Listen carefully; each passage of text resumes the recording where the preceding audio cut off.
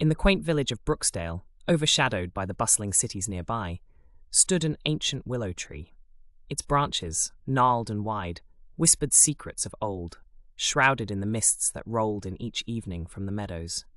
Its reputation was ghostly, with tales passed down through generations about the eerie happenings around it. Margaret, a young teacher new to Brooksdale, took keen interest in these local legends. Her cottage was near the old willow, and each night she heard the faint whispers seemingly floating through her window with the breeze. Curiosity piqued. She decided one misty October evening to venture closer to the willow, a lantern in her hand casting shaky shadows on the path. As she neared, the whispers grew clearer, words tangled in the sighing winds. "Return what was taken," they murmured, looping endlessly.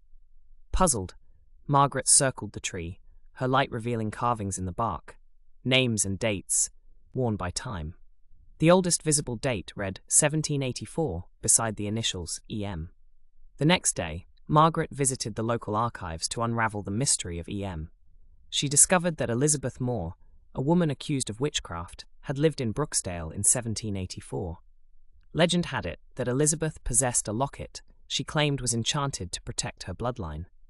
The townsfolk, filled with fear and superstition, took the locket from her, and days later, Elizabeth vanished. Determined, Margaret returned to the willow with a metal detector. As night descended, the whispers swirled around her, more insistent. The detector beeped frantically at the base of the tree. Digging through the soil, her hands met something hard. It was a small, rusted metal box. Inside, protected by a faded velvet lining, was a locket, warm to the touch despite the chilly air.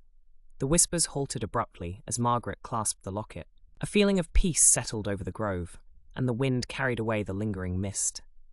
She knew what needed to be done. The next day, under the watch of the setting sun, she buried the locket again at the base of the willow, honoring a promise to return what was taken.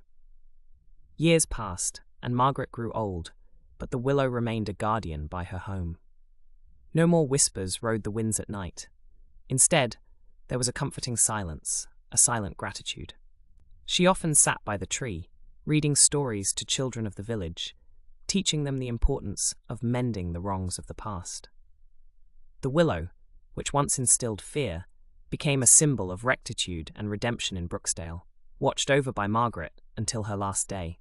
As she had preserved the peace of the willow, so did the willow preserve her story, passing it through the whispers of the leaves, ensuring that the legends of Brooksdale would never be forgotten.